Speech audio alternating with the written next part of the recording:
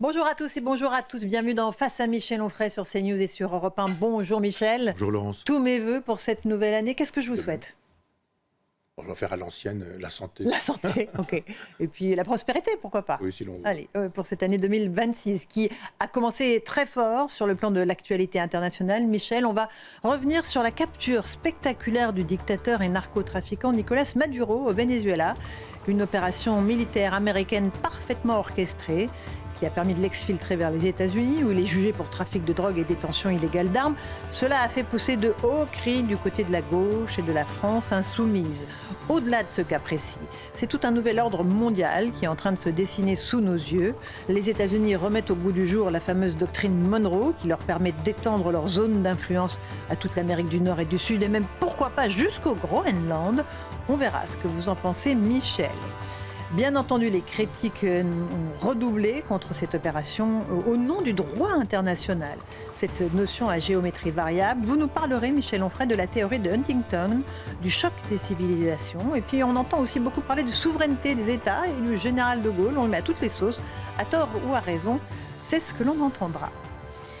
La colère des agriculteurs ne faiblit pas à quelques jours de la ratification du traité du Mercosur, malgré l'opposition de la France. Les paysans ont repris leur mobilisation alors qu'ils sont frappés par de multiples crises sanitaires, bien sûr, mais aussi le faible cours du blé, le prix élevé des engrais.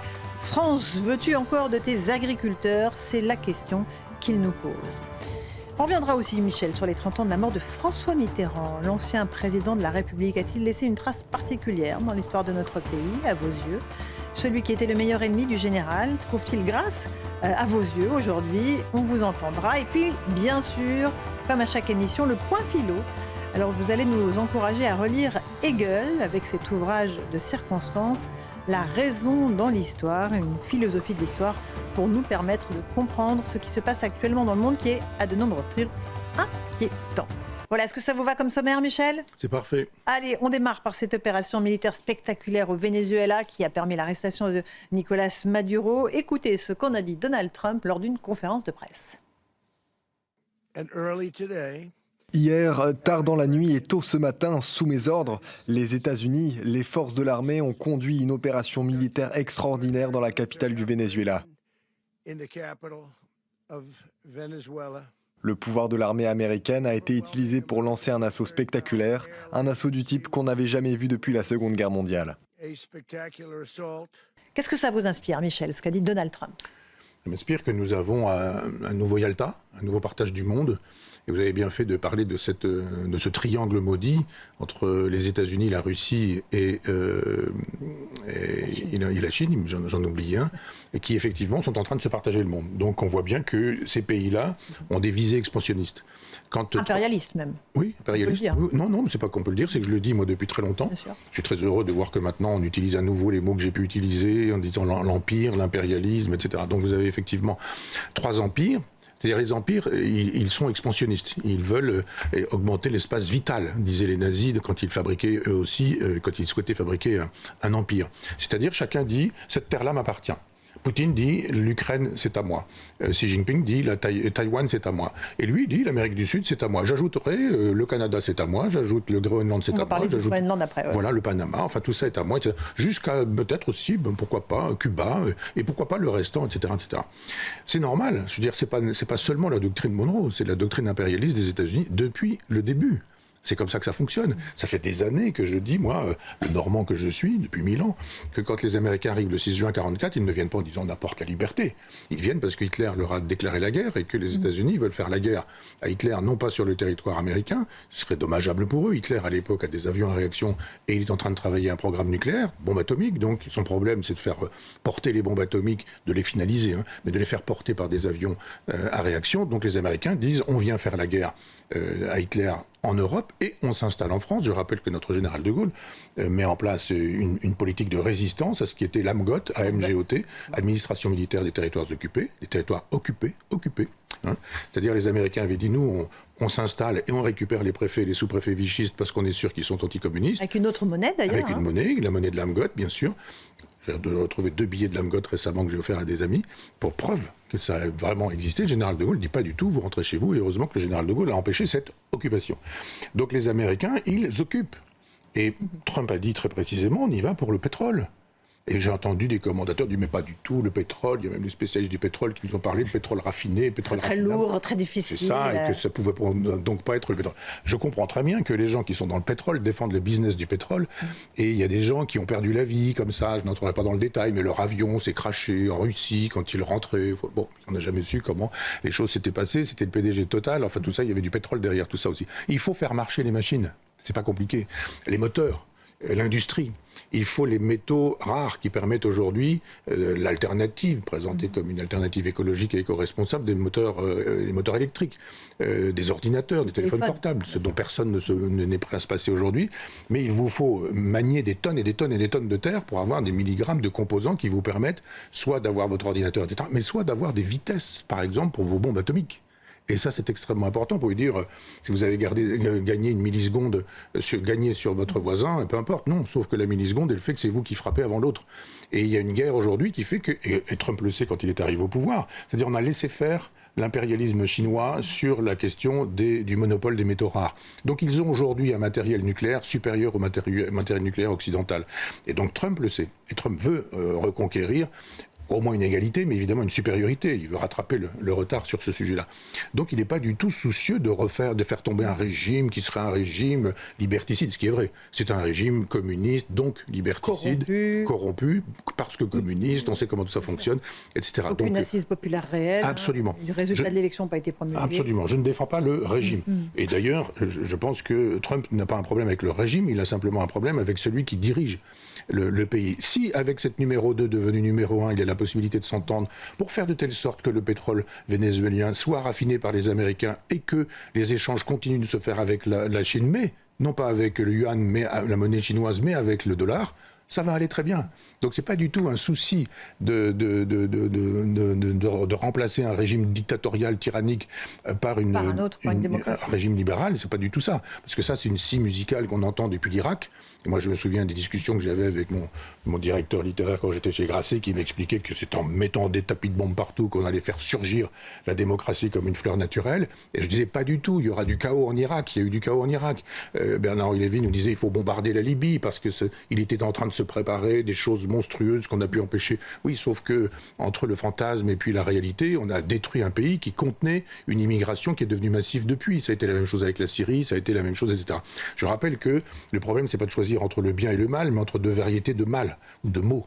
Et quand vous avez un chef d'État qui est un laïc, qui estime qu'en Irak, par exemple, ou en Égypte jadis avec Nasser, il ne fallait pas voiler les femmes et qu'il fallait qu'elles puissent être libres, passer leur permis de conduire, etc., etc. Il valait mieux s'entendre avec ces gens-là, parce que c'était plus facile que de s'entendre avec des frères musulmans, avec des mollahs iraniens, ou avec des gens qui, avec Daesh et quelques autres officines de ce style-là, ont décidé de la mort de l'Occident. Eux collaboraient avec l'Occident, et nous pouvions collaborer avec l'Occident. Ce que faisait le général de Gaulle, c'était la politique arabe. On parlait ainsi à l'époque, la politique arabe du général de Gaulle. Alors, on va aussi écouter Donald Trump sur le Groenland, parce que ça aussi, ça vous a interpellé. Désormais, la Maison-Blanche assume de vouloir racheter ce territoire du Groenland. Ça pose des questions, parce que les habitants du Groenland, je crois qu'ils sont 56 000, ont un passeport danois. Donc, ça veut dire qu'ils font partie de l'Europe. Écoutons Donald Trump. Nous avons besoin du Groenland du point de vue de la sécurité nationale, et le Danemark ne sera pas en mesure de s'en occuper. Alors, on peut acheter comme ça des territoires. La France l'a fait à l'époque, avec la Louisiane, avec Mayotte. On peut acheter des territoires et comme ça augmenter la surface de son pays. Oui, ça s'est beaucoup fait. Vous savez, dans l'histoire de France, on a vendu, on a donné. Il y a eu des mariages entre des têtes couronnées qui faisaient que d'un seul coup, on récupérait tel pays, etc. Ça s'est fait comme ça, l'histoire. On ne fait plus d'histoire aujourd'hui. Mais oui, il y a eu des territoires qui ont été achetés et vendus, etc. La population groenlandaise, c'est quoi l'équivalent d'une préfecture française ? C'est pas grand-chose. Imaginez que, on parlait récemment avec un ami canadien, mais que vous donniez 1 million d'euros à chacun de ces individus en disant que choisissez-vous ? Vous savez, tout le monde est achetable, il suffit de mettre la somme. Et donc, vous avez des relations entre le Groenland et le Danemark qui sont assez particulières. Un petit peu comme la Nouvelle-Calédonie et la France. Un petit peu d'ailleurs comme si des gens disaient, nous on intervient en Nouvelle-Calédonie parce que ça se passe pas bien. Exactement. Et il faudrait qu'on sauve les Kanaks parce que ceci, parce que cela. Le souverainisme, je suis souverainiste, chacun le sait, le souverainisme n'accepte pas qu'on puisse aller faire la loi dans les pays étrangers. Ça n'empêche qu'on peut avoir des alliances, ça n'empêche qu'on peut intervenir dans des cas particuliers. Le souverainisme ne fait pas non plus l'art de s'enfermer dans un pays avec des barbelés, des miradors en disant rien ne sort, rien n'entre. Ça, c'est le communisme, c'est le fantasme du communisme. C'est pas le mien. J'ai jamais été communiste. Et donc, je pense qu'il y a tout un travail à faire sur ce sujet pour montrer qu'il faut revenir aux souverainetés. Et il faut revenir à des souverainetés qui sont exercées, vive le général de Gaulle, on va l'écouter, d'une manière qui pourrait être exercée d'une manière particulière. Je vous rappelle que vous le savez, mais que je le rappelle à ceux qui ne sauraient pas ou qui l'auraient oublié, que le général de Gaulle il tombe sur un projet de régionalisation et sur la théorie de la participation, qui était une façon de dire repensons les nations différemment. Et c'est ça qu'il faut faire. Bon, je suis traité de nazi, de fasciste, de type d'extrême droite depuis Maastricht, depuis 1992, ça dure. Mais je dis, il y a des empires et des impérialismes, et il faut que les nations soient des remparts à l'impérialisme et à l'expansionnisme. Je le dis depuis toujours. Donc là, je dis maintenant, si vous avez besoin d'une explication, on va pouvoir la faire. Mais regardez comment ça se passe. Si le Groenland doit pouvoir être souverain, il peut décider de ses alliances et de ses alliés. Et moi qui suis souverainiste, je suis aussi populiste au sens noble du terme. Mais pour moi, il est toujours noble. C'est toujours une insulte chez les gens qui n'aiment pas le peuple. Mais vous dites, on demande. Vous faites un référendum, c'est pas compliqué, on demande aux Groenlandais. Voulez-vous ? On a demandé aux Néo-Calédoniens ce qu'ils voulaient. Ils ont dit on reste français. Et à de nombreuses reprises. Ils l'ont fait 4 fois, et au bout de 4 fois, on va peut-être refaire un 5e référendum. Il faudrait que vous puissiez répondre nous ne voulons pas rester français. Ah non, pas ça le référendum. Mais les référendums en France, quand ils ont eu lieu, on les met à la poubelle. Et on dit on va en faire. Et souvenez-vous, sur notre plateau, j'avais dit Macron nous propose un référendum. Il n'y en aura pas. Il n'y en aura pas. Il ne veut pas de référendum. Il n'y en a pas eu cette Moi, année, je suis souverainiste et pour les référendums. On demande au peuple. Et d'ailleurs, on pourrait demander en Ukraine, au Donbass, etc., à des gens de voter. Ce que faisait notre cher Albert Camus, quand il essayait de résoudre le problème de la guerre d'Algérie, en disant « Mais si vous restez dans des logiques de nation jacobine », moi, je suis pour une nation girondine. La nation jacobine, c'est un homme qui décide tout seul, etc. C'est pas bien.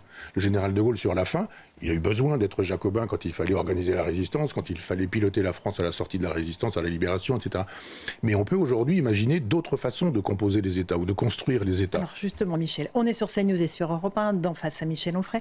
On va juste écouter un extrait d'une allocution du général en 1963. Vous allez nous dire ce que vous en pensez, parce que là, il replace aussi la France au sein de cette Europe qui était en train de naître.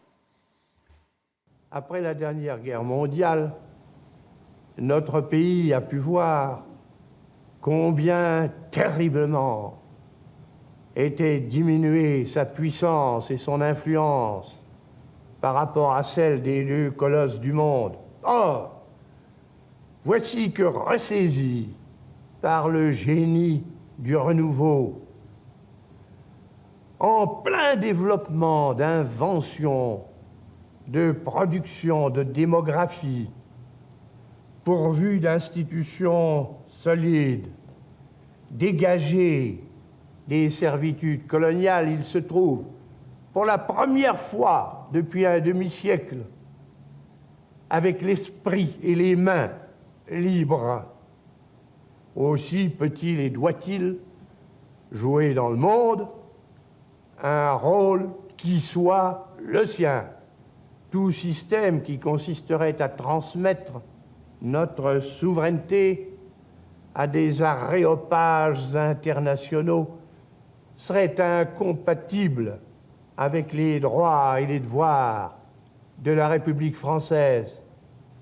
Et puis un pareil système se trouverait à coup sûr impuissant à entraîner et à diriger les peuples, à commencer par le nôtre, dans des domaines où leur âme et leur chair sont en cause. Bref, il nous paraît essentiel que l'Europe soit l'Europe et que la France soit la France. De Gaulle, on en est loin. C'est génial, hein ? Oui, c'est génial, mais on en est loin aujourd'hui. Oui, bien sûr. Pour une raison bien simple, c'est que Mitterrand n'a eu de constance de détruire ce que le général de Gaulle avait fait. C'est pas compliqué. La seule constance, à part l'ego surdimensionné de ce monsieur, qui était Mitterrand, mais c'était de détruire ce que le général de Gaulle a fait. Il nous dit, vous avez vu, on est à la sortie de la guerre, vous avez vu l'état dans lequel se trouve la France, ça ressemble étrangement à aujourd'hui, hein, c'est pas une guerre, mais je veux dire ce qui se passe aujourd'hui, mais il dit, voilà l'état dans lequel nous sommes. Débarrassés des servitudes coloniales. débarrasser des servitudes coloniales. Je voudrais que tous les déconstructionnistes, décolonialistes, etc. entendent cette chose-là. Parce que c'est le général de Gaulle qui décolonise. Et c'est pas les gens de couleur qui disent on l'obtient par la force, par la violence. C'est le général de Gaulle qui dit je donne, jusqu'à l'Algérie. Et donc l'Algérie, on en parlera peut-être, mais enfin, on va parler de l'anniversaire dans la date anniversaire, il dit débarrasser des servitudes coloniales. Donc nous sommes débarrassés des servitudes coloniales. Il parle des vieux pays qui reviennent et qui sont là. On entend bien que les traditions millénaires de la Chine, les traditions millénaires de la Russie, les traditions moins millénaires des États-Unis, mais c'est une excroissance de l'Europe. C'est-à-dire, si vous allez chercher l'arbre généalogique des premiers occupants des États-Unis, de ceux qui constituent les États-Unis, c'est européen la plupart du temps. Et c'est religieux. C'est-à-dire, il faudrait aussi penser en termes de religion. On n'a pas eu le temps d'en parler tout à l'heure, mais si on parle d'Huntington, on en parlera. Mais les trois blocs sont dans des religions différentes. C'est entre l'espèce de protestantisme américain, la religion orthodoxe des Russes, et puis le confucianisme des Chinois, il y a des choses à dire. Là aussi, quand je disais qu'Huntington avait raison, on me disait que je me trompais, que, etc., j'étais fasciste, etc., etc. Sauf que, hélas, l'histoire me donne raison. Et on voit comment ça se passe. Et là, l'histoire, elle est vraiment écrite en noir et blanc. On voit bien que ce que fait Trump, c'est très précisément ça. Il dit, voilà, il y a des empires, et il y a des gens qui voudraient être des empires et qui n'en sont pas, à savoir l'Europe. C'est une triangulation, si vous me permettez ce mot de géométrie, mais vous savez, la triangulation qui permet, avec les 3 points, de savoir où est une autre instance. Et cette instance, c'est l'Europe. L'Europe regarde passer les trains. Et elle ne fait que ça. Et Macron est un wagon accessoire de l'Europe maastrichtienne. Et c'est lui, alors, il regarde encore plus passer les wagons que Mme Ursula von der Leyen auquel elle a donné une direction. Mais donc l'Europe ne compte pas, ne compte plus. Ça fait rire tout le monde. D'abord parce qu'on a un chef d'État qui n'est pas le général de Gaulle et qui n'est pas crédible. Et il faut être performatif quand on est un chef d'État. Performatif, c'est une catégorie de la linguistique qui nous dit quand on dit, on fait. Ou dire, c'est faire. Ce qui s'appelle Austin, qui est le penseur du performatif, le maire qui vous dit je vous déclare mari et femme, ou le prêtre à l'église qui vous dit que vous êtes marié devant Dieu, et du simple fait que la chose soit dite, elle est faite. Et le général de Gaulle, c'était ça. Si c'est dit, c'est fait. Avec Emmanuel Macron, vous avez vu, sur la question de Maduro, c'est formidable. Et le lendemain, oh mais c'est pas bien. Donc c'est le contraire du performatif. Il nous faut un chef d'État performatif, il nous faut un chef d'État qui ait compris, comme le général de Gaulle, qu'on ne peut pas diluer la France dans une Europe post-nationale. Et je ne vais pas dire qu'il aurait voté non à Maastricht, mais ça me paraît quand même très évident.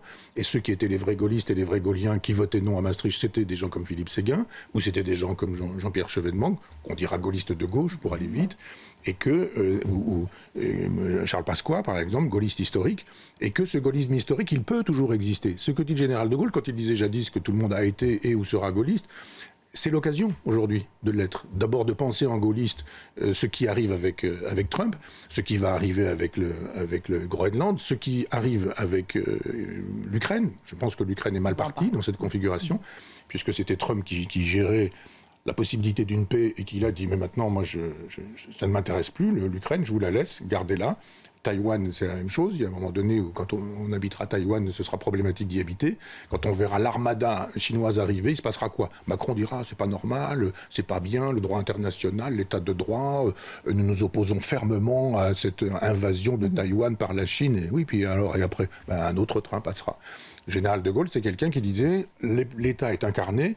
Il y a plus de 1000 ans d'État français, et il y a une tradition de la culture française qui est ancienne. Je l'incarne, moi, général de Gaulle, et puis je fais un certain nombre de choses. Et là, vous êtes à ce moment-là crédible. Simplement, quand vous avez un Poutine, un Trump et puis un Xi Jinping, un Macron à côté, ça pèse pas lourd. Je pose aussi la question, je ne vois pas quel homme ou femme politique, droite et gauche confondus, serait susceptible, dans ce marigot de caïmans, d'alligators, de crocodiles, de grands fauves, d'être crédible. Je rappelle ce geste terrible de Trump qui balaye d'hypothétiques poussières sur l'épaule d'Emmanuel Macron. Oui. Justement, vous avez été frappé, Michel Onfray, par les vœux d'Emmanuel Macron. On va revenir après ce qu'il a dit sur l'Ukraine très récemment. Qu'est-ce qui vous a frappé dans ces vœux du 31 ? Le vide sidéral. C'est l'absence totale de perspective, l'incapacité, je ne vais pas dire à dire ce que je dis, mais un chef d'État doit dire ça. Il doit dire, voilà ce que je souhaite pour la France. Et il veut dire, je souhaite une année utile. C'est quoi une année utile ? On n'a pas besoin d'utilité. C'est l'inverse d'inutile, je crois. Oui, et puis c'est l'homme de l'inutile et de l'inutilité. Emmanuel Macron, je ne vais pas dire 10 ans de trop, mais je le pense. Mais ça va être de toute façon 12 mois de trop. Ce qui va se passer, de toute façon, c'est il attend, il veut rester le plus longtemps possible au pouvoir et il ne pense pas à la France.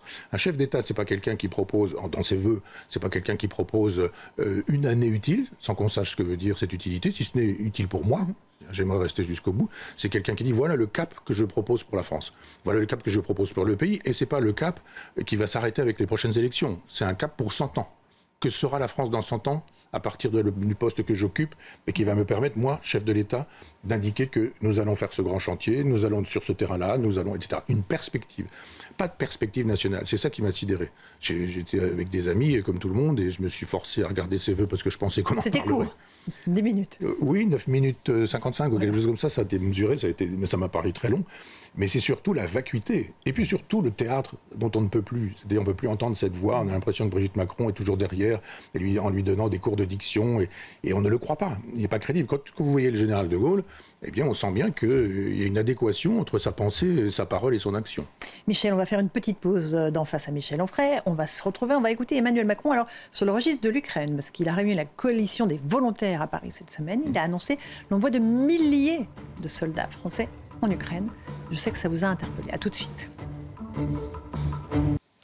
On se retrouve pour la seconde partie de Face à Michel Onfray sur CNews et sur Europe 1. Michel, écoutons Emmanuel Macron cette semaine à l'Élysée, la réunion de la coalition des volontaires avec ses homologues européens et le président Zelensky. À cette occasion, le président a annoncé l'envoi de milliers de soldats français si un cessez-le-feu était signé en Ukraine. On l'écoute. Et donc nous avons planifié sur la base d'un format d'armée volontariste, 800 000 hommes, les entraînements, les capacités et l'ensemble des moyens pour que cette armée puisse dissuader toute nouvelle agression. Troisièmement, de poursuivre nos préparatifs pour la mise en place d'une force multinationale dans les airs, les mers, sur le sol, pour apporter une forme de réassurance le jour d'après le cessez-le-feu et loin de la ligne de contact. Le jour du cessez-le-feu, loin de la ligne de contact, et il dit des milliers de soldats français. Oui. Si le cessez-le-feu est signé. Il me fait penser à mes petits-enfants qui, le soir de Noël, quand ils ont des panoplies, disent on dirait que tu es une princesse, et on dirait que je suis un roi, on dirait que je suis un chevalier du Puy du Fou, etc. Et donc, quand ce sont mes petits-enfants, je trouve ça très bien, c'est très drôle, on s'amuse, et puis voilà. Sauf qu'il est chef de l'État. Et comment il fait, là ? On dit, et concrètement, vous allez vous y prendre comment ? 800 000, c'est ça ? 800 000 soldats. Oui.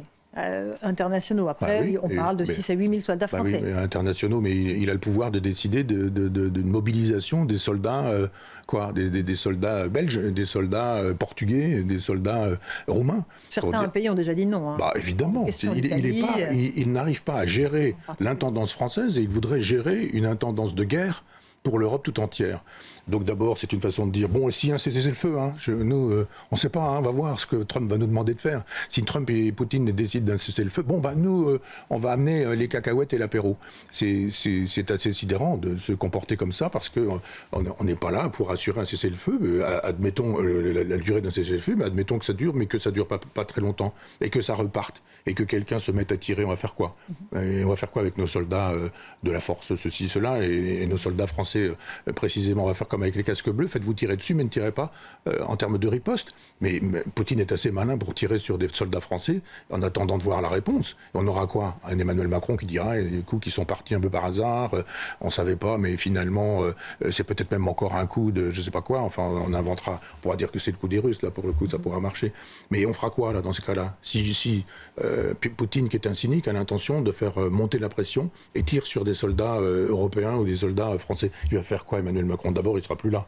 Je pense qu'entre le moment où il y aura un cessez-le-feu, où il y aurait, parlons conditionnel, et le moment où on pourrait mobiliser tout ce monde, le moment où on aurait réussi à former ces gens-là, il parle d'une formation. Je ne sais pas s'il sait qu'une formation, c'est pas 24 heures, qu'on ne fait pas un soldat en 2 jours, que nous avons des soldats qui sont là parce qu'ils ont 1000 ans d'histoire et d'art militaire derrière eux, des commandos français aujourd'hui qui sont des gens formidables, qui font un travail fantastique. C'est des gens qui ont passé leur vie à s'entraîner, et c'est des gens qui ont passé leur vie à s'entraîner avec des gens qui eux-mêmes avaient passé leur vie à s'entraîner, et il y a derrière des siècles de préparation. C'est ce qui fait le génie de l'armée française. Ici, d'un seul coup, on va aussi former. Mais on va former comment ? Il va falloir former avec nos amis belges, nos amis portugais, nos amis roumains. C'est n'importe quoi. C'est pas possible de se ridiculiser comme ça. Vous imaginez Xi Jinping en train de rigoler comme un bossu quand il... Pardon pour les bossus, parce qu'on va m'estimer que... Mais en train de rigoler parce que Emmanuel Macron fait trembler Xi Jinping, il fait trembler Poutine et il fait trembler Trump en disant quand vous aurez réussi à faire la paix, on sera là pour assurer un peu d'intendance si vous le souhaitez. Allez Michel, on va avancer un tout petit peu. Parlons un instant de la France insoumise, parce qu'on n'a pas évoqué leur réaction après la capture de Nicolás Maduro. Ça a été épouvantable pour eux. Ils ont demandé la libération de Nicolás Maduro et son retour au Venezuela. Et puis Jean-Luc Mélenchon a pris la parole. Alors, il a rudoyé le président de la République en le traitant de poulet d'élevage. Et puis il a aussi eu cette phrase très intéressante sur le fait qu'il est un Européen maghrébin. Ça vous a interpellé. On va l'écouter et vous nous direz pourquoi. L'usage veut qu'on fasse des vœux, c'est une superstition ridicule, mais je veux bien y souscrire. En général, ils ne servent strictement à rien. Moi, juste à me faire peur, parce qu'on me dit, et surtout la santé, je me dis, mais qu'est-ce que j'ai pour qu'ils parlent sans arrêt de ma santé, comme ça, tout va bien. Vous allez me mettre l'œil à force, là. Bon, tout le monde comprend, mettre l'œil, parce que moi, je suis un maghrébin européen. Donc, c'est dans ma culture, hein. Voilà. Un maghrébin européen. Pour Jean-Luc Mélenchon, qui est né au Maroc. C'est surtout un vieux blanc, surtout un vieux blanc catholique qui a les vieux réflexes colonialistes parce qu'il essentialise. Alors jadis, on essentialisait les nègres, entre guillemets, qui étaient très bien quand il s'agissait de danser avec des robes faites en banane parce qu'ils avaient le sens du rythme, etc. Et lui, c'est exactement l'inverse. C'est-à-dire les Français, blancs de peau, sont des beaufs. C'est lui, hein. Je rappelle quand même que les Français blancs de peau, c'est lui. Il a beau dire qu'il est maghrébin, mais cet homme qui déteste la France et les Français, c'est un blanc, c'est un vieux. Donc c'est un dégagiste. Je peux parler des vieux, hein. J'ai l'âge de l'être, je le suis. Et donc il est là en train de tenir un discours, alors pour le coup, d'une démagogie absolue. Une démagogie absolue. C'est-à-dire, il y a eu jadis, avec Daniel Schneiderman, un type blanc avec une barbe qui disait qu'il était une femme de couleur. Bon, on peut le croire, hein. Mais on parlait du performatif tout à l'heure, ça marche pas chez Mélenchon. Il a beau dire qu'il est maghrébin, tout le monde entend qu'il y a des voix qui vont tomber, mais il y a aussi des gens un peu intelligents en France, beaucoup même, parmi les blancs, les vieux blancs, qui diront qu'il nous fait rire. Le problème, c'est pas le Maghreb. Jamais personne n'a été raciste ou xénophobe. Simplement, les gens ont peur pour leur civilisation et leur culture. Ça a à voir avec l'islam, mais ça n'a pas à voir avec la géographie. C'est une définition géographique. Le Maghreb, c'est une définition géographique. Vous avez dans le Maghreb des Kabyles, que nous saluons, et qui sont l'honneur de cette Afrique du Nord, et pas seulement en Algérie. Tout ça, c'est le Maghreb. Ça veut rien dire. C'est quoi ? C'est un Maghreb d'avant la colonisation de l'islam. Parce qu'il y a eu aussi une colonisation de l'islam. Faut pas croire que...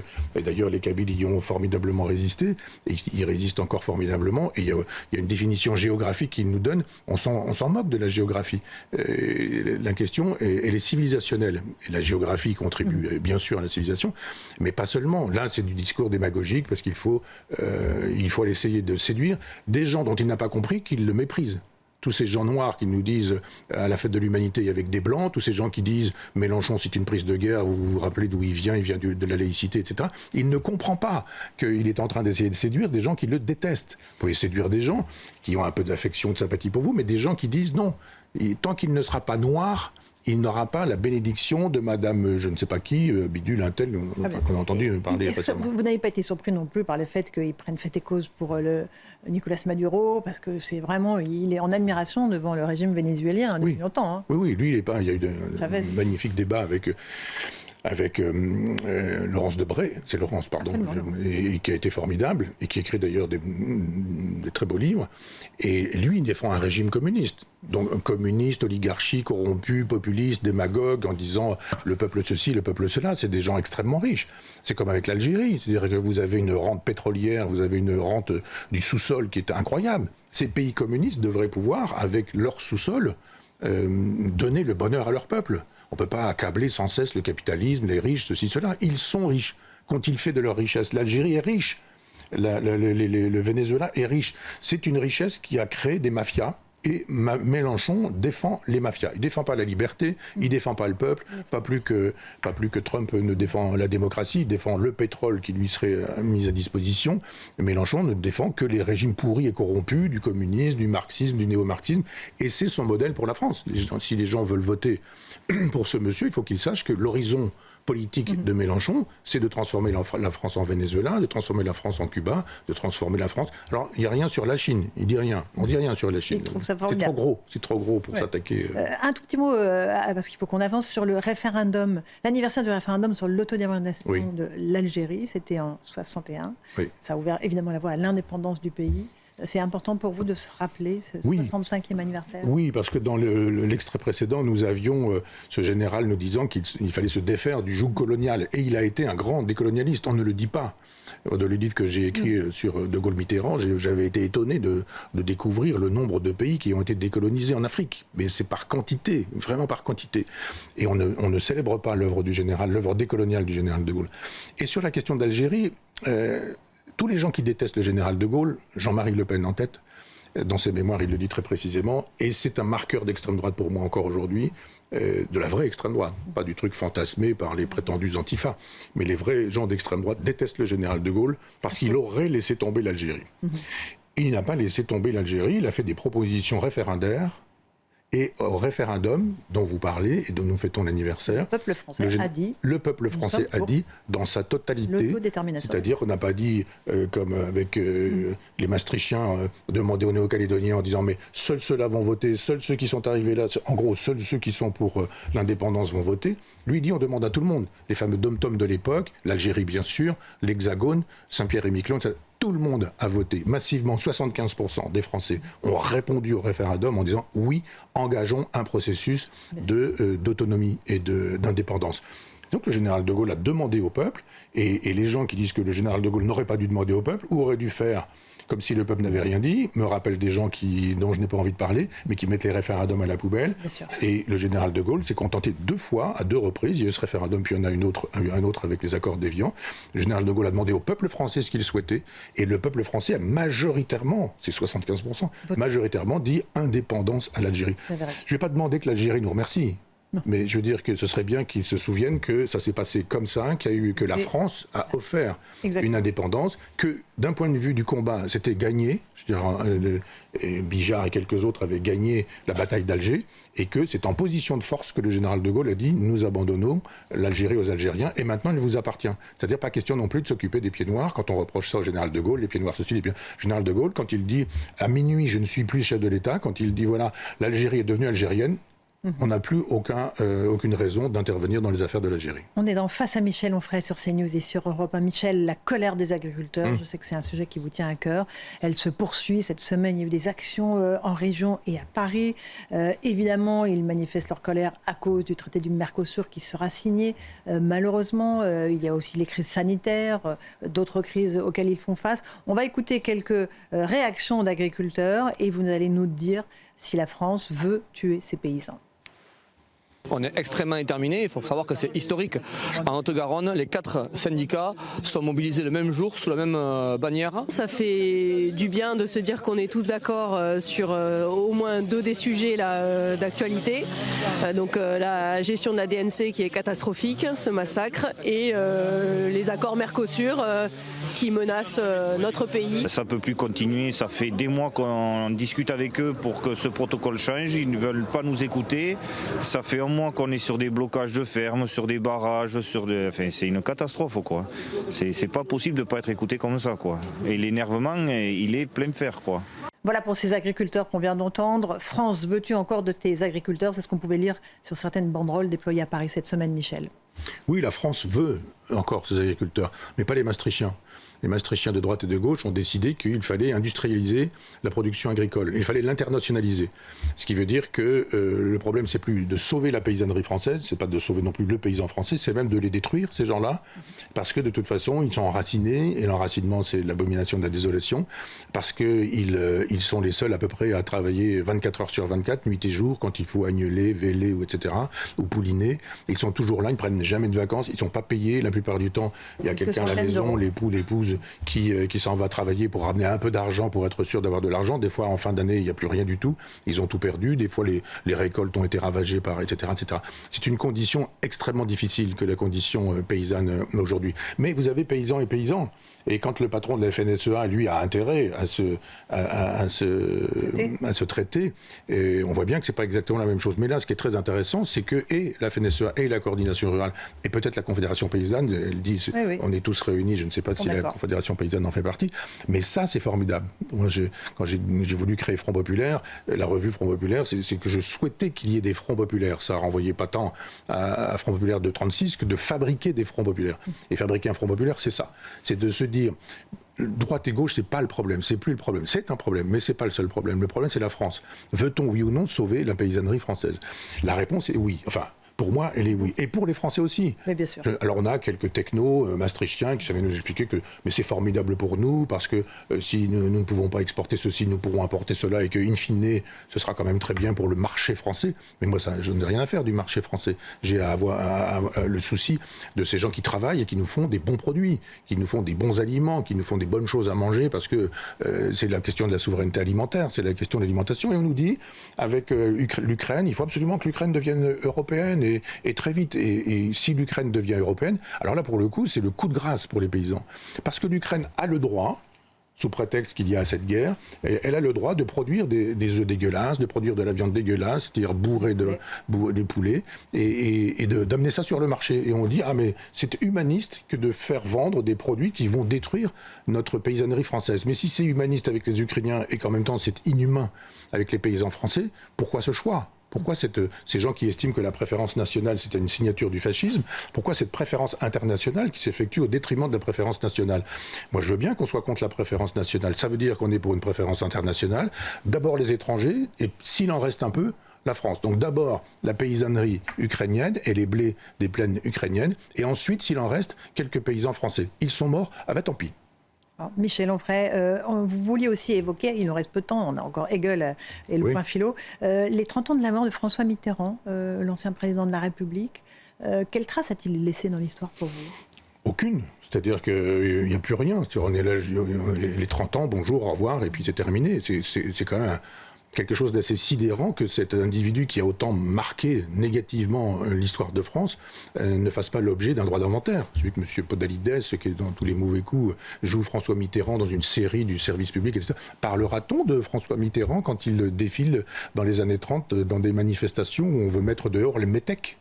Formule utilisée par l'extrême droite d'alors. Parlera-t-on de François Mitterrand, qui est le compagnon de route des cagoulards, qui sont des gens très anti-républicains et qui veulent faire tomber la République de manière extrêmement violente? Parlera-t-on de François Mitterrand, qui est pétiniste et refuse évidemment le général de Gaulle et le 18 juin, et devient maréchaliste? Parlera-t-on du général de Gaulle qui est tellement vichiste qu'il estime que la milice n'en fait pas assez? J'ai écrit un livre dans lequel j'ai retrouvé des articles de François Mitterrand qui me dit que la milice, ce serait bien d'en remettre un petit coup. Les gens qui énucléaient les résistants et qui cousaient les paupières des résistants, cette milice, il estimait qu'elle n'en faisait pas assez. Est-ce qu'on va parler du François Mitterrand qui, dans une revue, faisait savoir que les malheurs qui nous étaient arrivés en 1940, ils étaient dus à la Révolution française?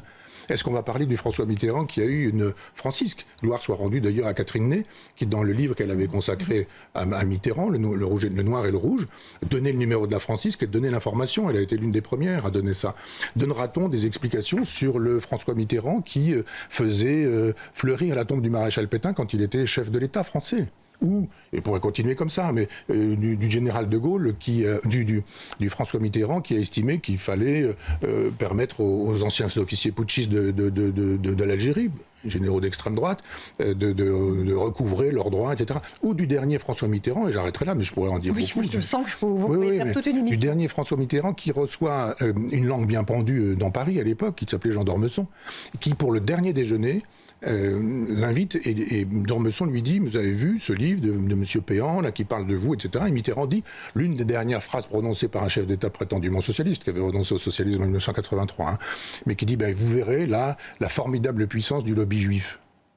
Mitterrand dit ça. Alors je veux bien qu'aujourd'hui on cherche des virgules, on cherche des phrases chez Bidule, en disant qu'il est grossophobe, en disant qu'il est glottophobe, en disant qu'il est misogyne, phallocrate, qu'il est ceci, qu'il est cela. Mais là on a des bibliothèques François Mitterrand avec quelqu'un qui a été tout ça. Tout ça, est-ce qu'il en faut encore plus?